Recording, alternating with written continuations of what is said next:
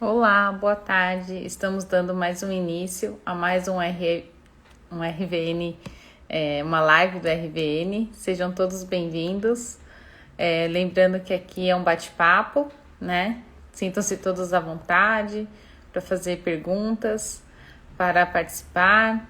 Hoje teremos a presença de uma convidada especial, da doutora Andresa Coloda, que já entrou aqui. Eu vou adicionar. Enquanto isso, nossos convidados vão entrando, nossa audiência. Sejam todos bem-vindos para participar. Vamos ver. Oi, Andresa, tudo bem? Oi, Tudo tudo bem? Tô certo? ajeitando aqui. Tá ótimo. Tudo certo, obrigada. Uma Tudo boa bem com você? tarde. Tudo e com você. Tudo certo, tá frio aqui, mas vamos seguindo, né? Tá sempre frio. Para quem não conhece a Andresa, ela é lá, ela é lá de Caxias. É, quantos graus mais ou menos está por aí? Aqui até que tá Hoje tá quente. aqui. É, Não, hoje tá quentinho também aqui. hum, Parou de chover, amenizou. é. Eu digo assim, só o fato de ter sol muda tudo. Muda tudo. Realmente Não, eu hoje, concordo. hoje tá É. ameno, dá só uma blusa, assim, nada de muitos casacos. Ah, Graças a Deus. que bom.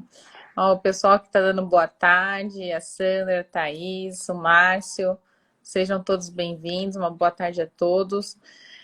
Gostaria de lembrar, a Cris também está aqui, nossa adorável Cris, que aqui é um bate-papo, sintam-se à vontade para fazer perguntas, né? Podem escrever aqui nos comentários que eu repasso para nossa convidada.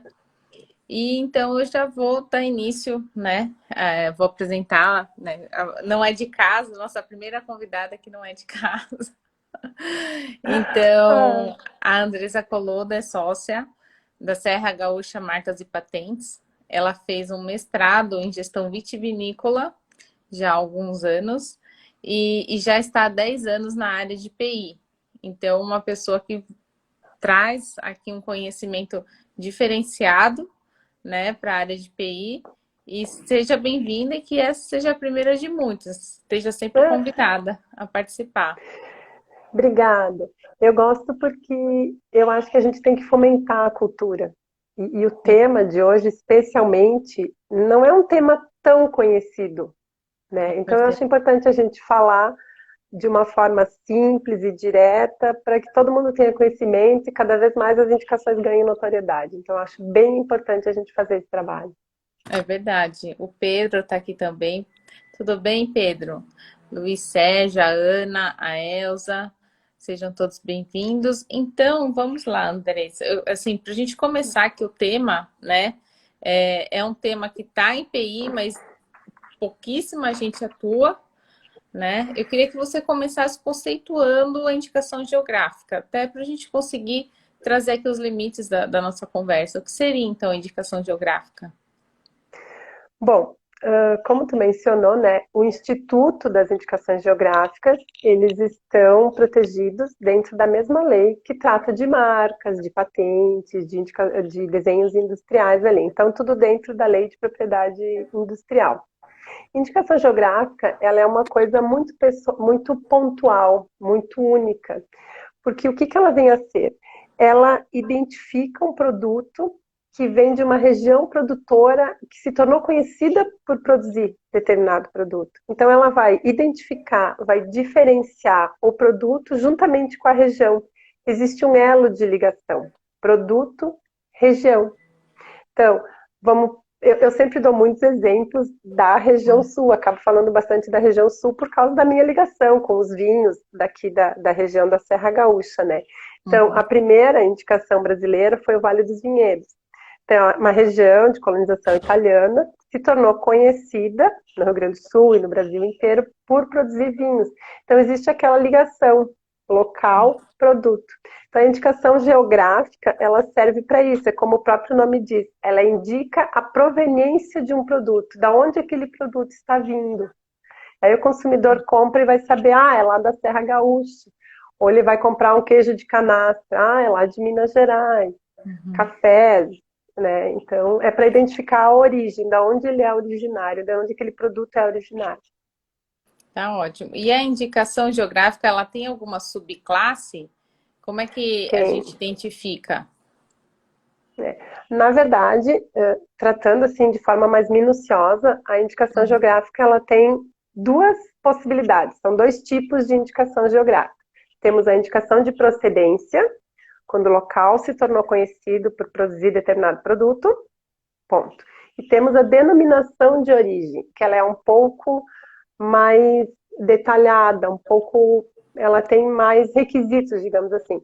Na denominação de origem, além do local ter se tornado conhecido, as características, as qualidades do produto, elas se devem àquele local, a particularidades daquele local, fatores naturais e humanos.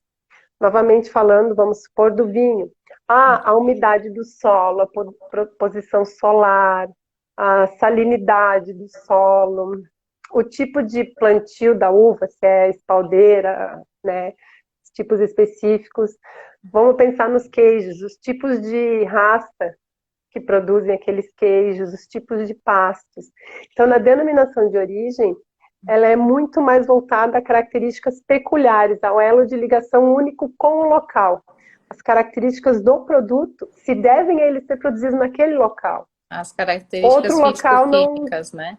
Daquele Isso. local. Outro local não vai produzir o queijinho com o mesmo gosto, porque Uhum. os fatores naturais que fazem com que aquele produto tenha aquele gosto específico.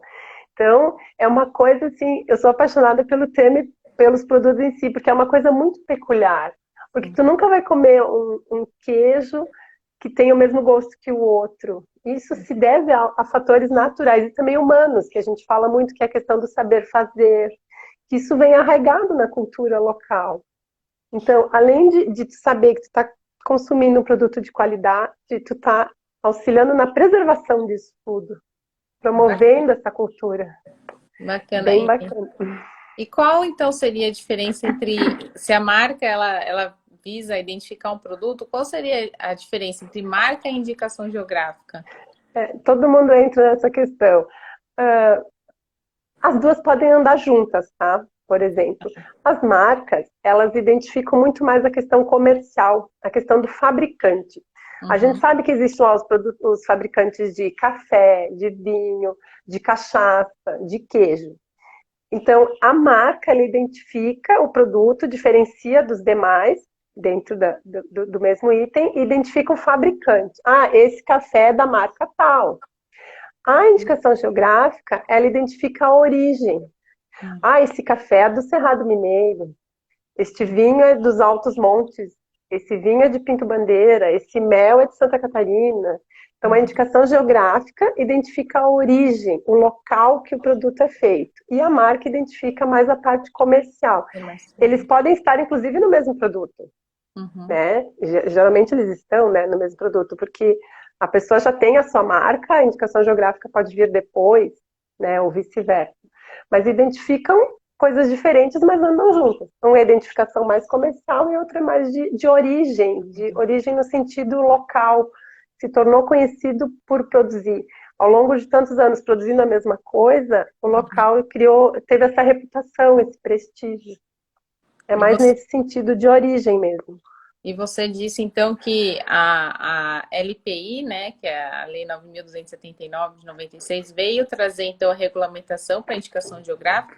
Então a gente pode dizer que a indicação geográfica no Brasil ainda é um bebê, né? Porque são poucos anos que se tem indicação geográfica É, efetivamente regulamentada.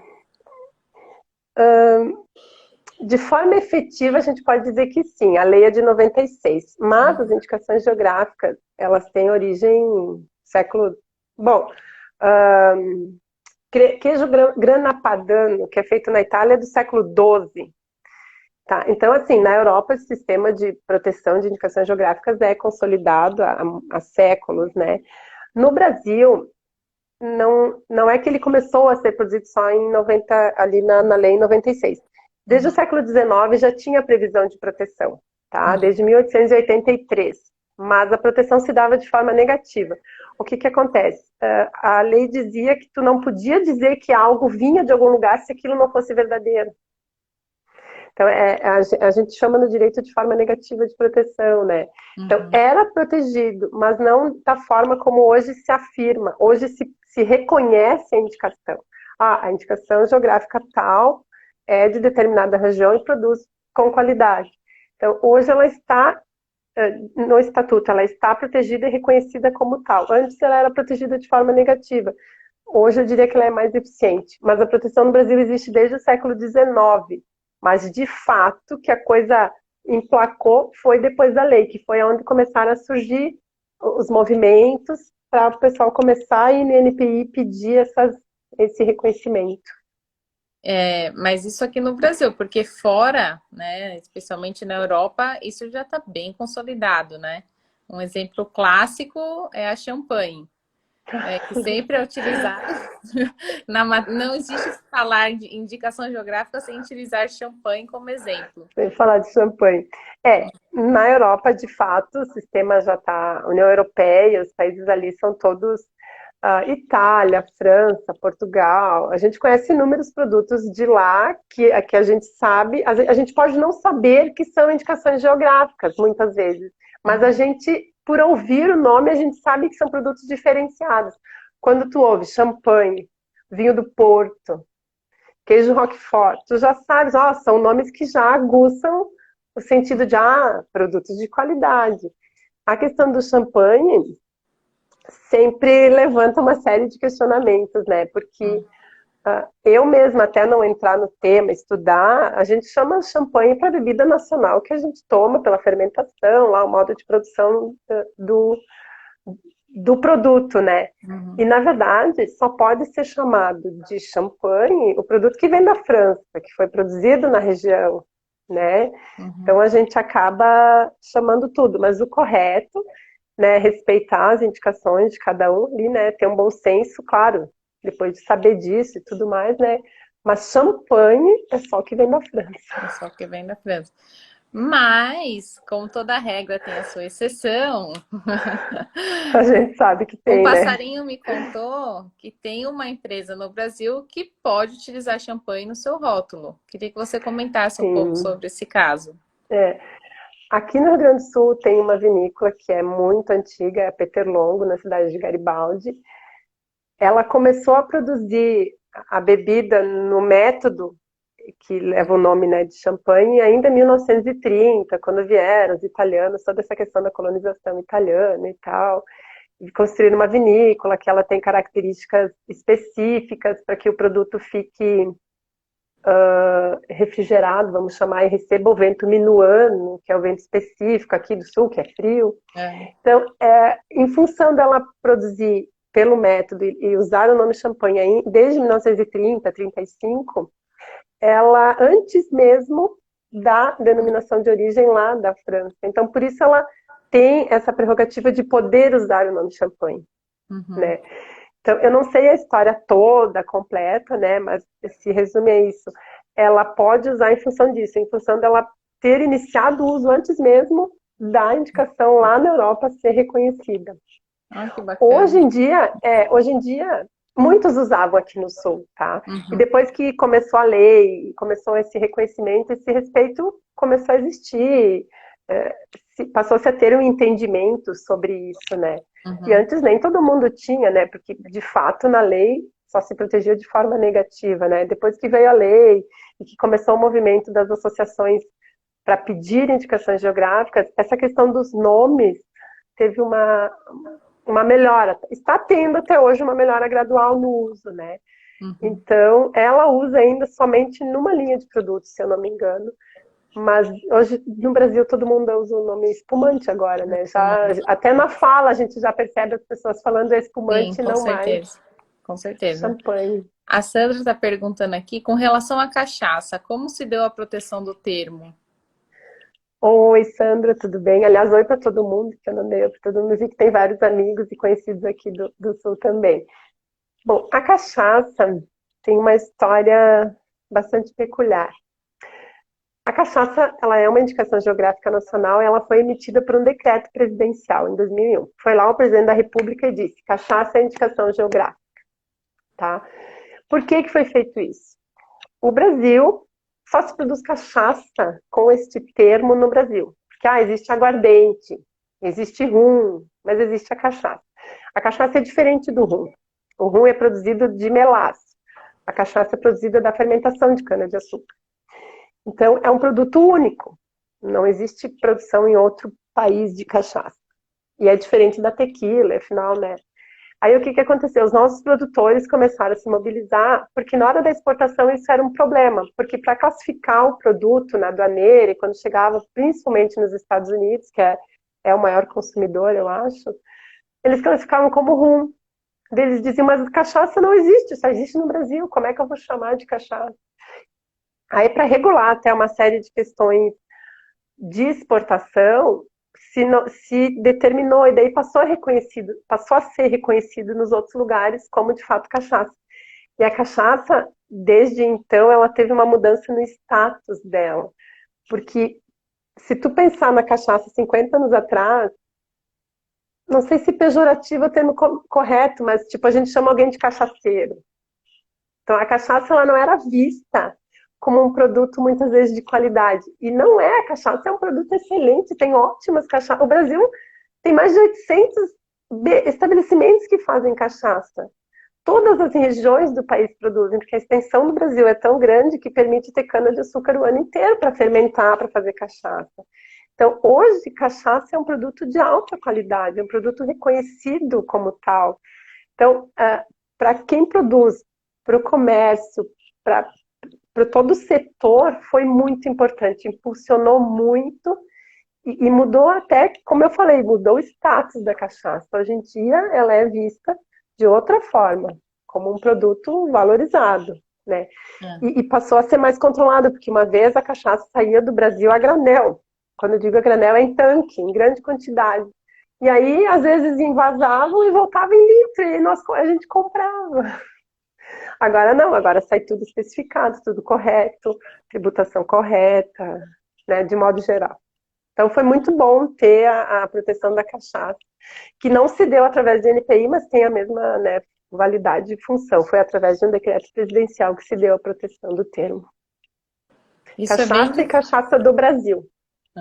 isso é bem diferente, né? Porque normalmente, e é nessa pergunta que eu vou entrar agora, existe um procedimento para se obter uma indicação geográfica. E eu queria então que você comentasse como é esse procedimento. Bom, eu não vou saber te dizer se na questão da cachaça deve ter ocorrido a mesma ordem depois, não imagino como foi. Mas os registros que são levados ao INPI, que é o Instituto Nacional de Propriedade Industrial, que dá o reconhecimento da indicação geográfica, tu tem uma série de uma ordem de fatos a seguir, uma sucessão de um trâmite a seguir. Então, quem pede é a Associação de Produtores. Então, a região que se tornou conhecida lá por produzir aquele produto, lá o queijo, o mel, eles têm que se unir. Primeiro passo, eles têm que serem proativos. Né? Eles têm que se unir numa associação, numa cooperativa, criar um CNPJ, a maioria dos pedidos é via CNPJ, né? E formar essa associação. Com essa associação formada, vai ser montado um dossiê, tá? Nesse dossiê tem que conter uma série de informações, desde prova de que o local se tornou conhecido, né? Os fatores mudam se for uma indicação de procedência ou uma denominação de origem, mas basicamente os dois estão contidos aí. Então tem que provar que o local se tornou conhecido, juntar desde reportagem de jornal, tudo que tu imagina, nacionais, internacionais, para provar a reputação daquele local, o prestígio, né? Tem que elaborar esse regulamento de uso. Até eu tenho um aqui, ó, o regulamento de uso do Vale dos Vinhedos, da denominação de origem. Bacana. Tem que delimitar a área geográfica, ó, que nem do Vale dos Vinhedos é essa, a área geográfica do Vale dos Vinhedos. Nesse regulamento de uso vai conter tudo. E não importa o tipo de produto, sempre vai ter um regulamento de uso, né? Ali vai dizer, falo eu de novo do vinho, porque é o que eu conheço, né? Que tipos de uva pode ser feito determinado vinho? Se toda uva é produzida dentro dos limites, porque é feito um limite geográfico mesmo, que nem se fosse um limite de um estado. É determinado uma área geográfica e só quem está lá dentro e segue o regulamento de uso é que vai ganhar o selo. Como é que tu vai identificar o produto? Através do selo. Eu tenho um selo aqui de um vinho, ó, o selinho é esse, ó, vai no pescoço da garrafa. Quem distribui o selo é a associação, porque é ela que vai regular tudo isso. Então, a associação é responsável por fazer o regulamento, por ter um conselho diretivo ali que vai fiscalizar esses produtores, né? Então, essa série de documentações, ainda na denominação de origem, por exemplo, tem que provar que a qualidade, que as características se devam ao meio físico, ao ambiente. Então, vai ter que ter estudos em laboratório, estudo da terra, estudo do solo. Então, isso tudo é um documento grande, tá? Vou dizer que no final, quando tu junta tudo, fica um documento bem grande e vai para análise de NPI. O NPI vem em loco visitar. Eu lembro quando teve a denominação de origem do Vale dos Vinhedos, veio uma equipe de 3 pessoas, NPI, eu estava junto porque foi bem na época do meu mestrado. E nessa denominação trabalhou a universidade aqui, que eu estava fazendo mestrado, a Secretaria de Estado aqui do Rio Grande do Sul, a Embrapa, o INPI, a Associação de Produtores, então é uma série de entidades que se juntam ali para trabalhar. E daí eles vêm conhecer o local. Eles vão passear, vão provar os vinhos, vão conhecer os produtores, vão na casa dos produtores, né? Eles fazem um trabalho bem importante, bem legal, para conhecer de fato o lugar. Voltam lá para o NPI, analisa tudo isso e eles vão dizer sim ou não, né? Aí depois que vem a aprovação é que a associação começa a trabalhar, daí produz os selos. Se vocês verem no selo tem número, ó. Eles dão, eles produzem certa quantidade de selos. E só vai ganhar o selo quem trabalha dentro do regulamento de uso. Então, se eu sou um produtor lá e eu produzi mais vinho, mais quantidade de líquido do que eu deveria ter produzido com a uva que eu recebi, significa que eu fiz alguma coisa, talvez, que não esteja de acordo, e eu não vou receber o selo. Então, tem que estar totalmente de acordo para receber o selo. Isso para o consumidor é a garantia de que é um produto de qualidade, né? Uhum. Então, o Então, processo todo é grande.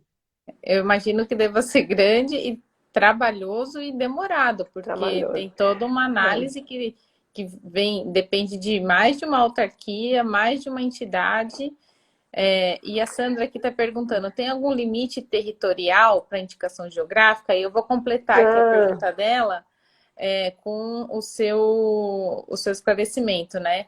Você reforçou que as pessoas que estão ali, né, naquela região, se, né, tem a condição, se produzem o produto daquela forma, recebem um selo, fazem parte da associação, enfim. Então, quer dizer que pode ter gente dentro daquele limite que não receba o selo e não faça parte da associação e, consequentemente, não pode identificar seu produto como uma indicação com a geográfica. indicação. Tá, vou responder antes a pergunta da Sandra. Quanto ao limite físico, territorial não tem, tá?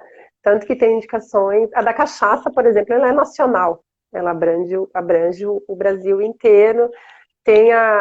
Saiu agora há pouco tempo do queijo serrano aqui no estado, aqui é Rio Grande do Sul e Santa Catarina. Tem outras que abrangem, tem umas aqui no Rio Grande do Sul que pegam 3 cidades diferentes. Então, limite territorial não há. Tá? Ele pode ser pequeno, pode ser grande, abranger mais de um estado ou município. Não há uma determinação de tamanho. Quanto a essa questão que tu colocou, sim, pode ter produtores de uva, ou de novo eu falando em uva, produtores dentro da área geográfica de determinada indicação que não possam usar o selo. Tá? Alguns não querem por opção, outros não se enquadram no regulamento de uso, né? Então, vai ter direito ao selo quem estiver lá dentro, seguir o regulamento de uso. O fato só de estar lá dentro não dá o direito. E a gente entra numa seara delicada, que é a questão do nome do local, às vezes é o endereço das pessoas, porque como leva o nome do local, né? Então, a pessoa que vai comprar o produto vai ela precisa aprender a identificar essa diferença de quando estamos falando do endereço ou estamos falando de uma indicação. Sempre que for indicação, tem que estar destacado com o selo. É o selo que vai fazer a diferença. Porque usar, por exemplo, Vale dos Vinhedos, todos que moram lá podem usar, porque é o endereço das pessoas. Mas o selo escrito denominação de origem Vale dos Vinhedos, daí só vai ter aqueles que seguem as normas do regulamento, né? Tá certo. Então, E é bem pontual, é bem específica essa parte. você estava dizendo, então, né, durante o processo para se requerer uma indicação geográfica, você falou que o INPI participa, a universidade e aí local participou. Quem mais participa, né? Me pareceu ter muita gente envolvida. Sim, eu fiz até uma anotação, porque às vezes tem muitas entidades. O que que acontece? Isso se dá de forma diferente em cada indicação, tá? Então, assim, algumas até pode ter fomento de órgãos públicos, né? Então, depende de como a coisa começa, como é que as coisas evoluem. Aqui no Rio Grande do Sul tem várias de vinho e espumante, deve ter umas 6 ou 7, e sempre a associação, governo do estado, nós temos a Embrapa Uva e Vinho aqui, e a universidade participou aqui também, governo do estado e tal. Mas a gente tem no Brasil, como esse tema está em alta e o retorno que ele traz é bem importante, tá? Muitos órgãos estão tratando disso. Sebrae, o Sebrae fez cursos. Eu fiz um curso, o Sebrae tem curso, tem cartilha, tem material muito bom sobre indicações geográficas. O mapa, ó, eu tenho um livro aqui de um curso só sobre indicações geográficas. Olha o livro que o mapa ofereceu. Faz anos já, foi Bem na época do bacana. mestrado, mas o livro é muito completo, assim, fala de algumas indicações geográficas, ele conta a origem de algumas europeias, Embrapa, o IPA, o IFAM, que protege patrimônio, como é que a gente fala de Instituto me fugiu o nome agora, IBGE, MDIC, as secretarias de Estado, FINEP, APEC. Então, existe uma demanda de órgãos bastante envolvida no fomento da indicação geográfica. E tem muitos motivos para isso, porque assim, tu valoriza o produtor, mantém o produtor na região, isso é bem importante. Uhum. Agrega valor, desde agregar valor ao produto em si, como a terra do produtor, como ao local, fora as questões turísticas, porque vão aderindo outros fatores à indicação geográfica.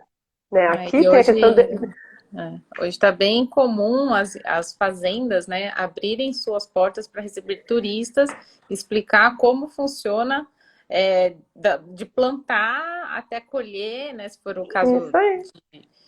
de algum produto Isso tem desse muito para sentido. café, para É, vinho, e, exatamente. Aqui em e Rio Grande do além Sul disso, já existe a questão Gramado, Bento Gonçalves, chocolate e vinho, isso. E, envolvendo o turismo, é bem isso que tu falou. e aí tem restaurante próprio, você acaba movimentando por indiretamente, direta ou diretamente, mais pessoas por conta, né, desse tipo de produção. Exatamente, exatamente. E assim, é manter um dos fatores que eu vejo como como de relevância assim enorme é tu manter o produtor naquele local, porque é o saber fazer dele Uhum, que faz o produto ser diferente. Se ele sair de lá para ir economicamente viver de outra forma, aquilo se perde, pode se perder para sempre. uhum. Então, quando tu consegue manter ali, manter uma produção, vender, porque eu falei de vinhos que é um exemplo fácil de tratar, mas tem coisas muito peculiares protegidas, que são de regiões pequenas e que tem gente que depende disso. Então, eu vejo como um instituto que vai crescer cada vez mais e ajudar muito mais pessoas. Tem É, um potencial para ter muitas indicações no Brasil. porque assim, o Brasil ele não aborda só a parte de, como é que diz? Só a parte de alimentos, né? Também tem peças de Sim, louças, tem artesanato. isso. Diferente da União Europeia, que protege a parte agroalimentar, eles não reconhecem serviços ou outros produtos como indicação geográfica. No Brasil é reconhecido. a gente acabou falando só de produtos, mas serviços também são protegíveis no Brasil. Só existe uma, que é a serviço do Porto Digital, que é para serviços de informática no Nordeste. Mas no Brasil são protegidos produtos e produtos de todas as ordens, não só alimentares. Tanto que existem indicações de mármore, por exemplo, artesanato de capim dourado, que são feitas a joia, panelas de barro no Espírito Santo, tem camarão, né, mel, cacau, amêndoa, tem rendas, as rendeiras no Nordeste. Então, assim, para a economia local, isso tem uma importância assim, sem tamanho. Eu gosto do tema porque eu acho que ele tem um cunho social, Riquíssimo, né? econômico, riquíssimo. E você Exatamente. tem ideia, mais ou menos, quantas indicações geográficas nós temos no Brasil? Ah, eu anotei porque são várias. Aqui. Em números, tá? Nós temos hoje 68 indicações de procedência, que é o local que se tornou conhecido, né? E 31 denominações de origem, que daí a qualidade se deve ao local, né? Dessas 31, tem 9 que são de outros países, né? Tem vinho do Porto e tal. Então, tem 68 mais 31, sendo que algumas são internacionais, né? Mas tem para ter muito mais, né? Então, é um número pequeno ainda se a gente se comparar com a Europa, né? Mas não dá para comparar coisas de séculos com algo que está se movimentando basicamente de 96 para cá, né? E o Márcio está perguntando aqui, a quem compete a exclusão de um produtor que não seguir as normas? Pois é. Na lei, a lei não trata dessas questões de exclusão, ou mesmo por quanto tempo dura a indicação geográfica, porque uma marca a gente sabe, ela dura um tempo, tu vai lá e renova, senão, né? A lei dessas dessas coisas, eu acho que falta isso na lei, tá? De fato, falta, devia ter a previsão, não tem. Mas acaba que isso é instituído no regulamento de uso. Então, e existe no regulamento de uso, existe um capítulo aqui que fala, ó, das penalidades. Então, se a pessoa não seguir, ela vai ser advertida, tem multa e tem até a suspensão, né? Então, assim, tem que seguir, senão tu não vai receber o selo, né? E tu pode perder o direito, né? Então, talvez esse ano perdeu por algum motivo, o ano que vem talvez possa voltar, se voltar a seguir o regulamento, não impede que volte depois. Mas essa fiscalização, como a lei não prevê, acabou que os regulamentos de uso passaram a fazer essa previsão e aplicar, né? O que eu acho delicado, porque devia ter norma, né? Mas hoje é assim que Então funciona. acaba sobrando para a associação fazer esse controle, né? É, e E assim, daquelas que eu acompanho, há uma certa rigidez nesse sentido, tá? Porque é necessária ver essa rigidez, porque está sendo representada ali uma coletividade. Aí, de repente, sai um produto com uma qualidade ruim, é o nome todo que está em vista. Então, uhum. eu acho sim que tem que haver essa regulação e tem que ser feita de forma bem séria, na minha Olha, opinião. a Sandra está perguntando aqui, falando em União Europeia, o acordo entre Mercosul e União Europeia trará algum impacto para as indicações geográficas? Sim, esse assunto está bem importante a pergunta da Sandra. Estamos, acho, na fase final das formalizações ali, a final disso passar a vigorar, e é bem importante para as indicações geográficas, por quê? Porque o reconhecimento da União Europeia para o Mercosul e vice-versa vai ser feito de forma muito mais rápida, muito mais simples, vai haver essa reciprocidade. Então, vamos ser reconhecidos lá, da mesma forma que eles vão nos reconhecer aqui. Então, isso valoriza muito as nossas indicações, porque facilita muito o livre comércio, as exportações, questão de taxas, tudo isso. E dá o reconhecimento de que o produto local é distinto, é único, é peculiar. Então, essa facilidade no reconhecimento, essa reciprocidade vai ajudar muito a fomentar as indicações, as que já estão e as que estão por vir. Só que, de fato, eles só reconhecem as de agroalimento, né? Uhum. Então, na verdade, eu acho que de agroalimento, das que eu contei, tem umas 50, 55. E elas já estão praticamente reconhecidas, né? Facilita bastante. Que exemplo que você poderia dar, então, que não é de agroalimento? Ah, tem produção de mármore, pedras preciosas, artesanato, rendeiras. Elas não são agroalimentares, daí elas não. Eu acho que vai haver um ajuste legal ali, porque, sabe, as coisas vão se ajustando. Eu acho que com o tempo, né, essas coisas vão se equivaler e tal, afinal vai ser, tudo vai ser protegido, mas isso, a gente sabe que mudar uma instituição que está funcionando dessa forma há bastante tempo é difícil.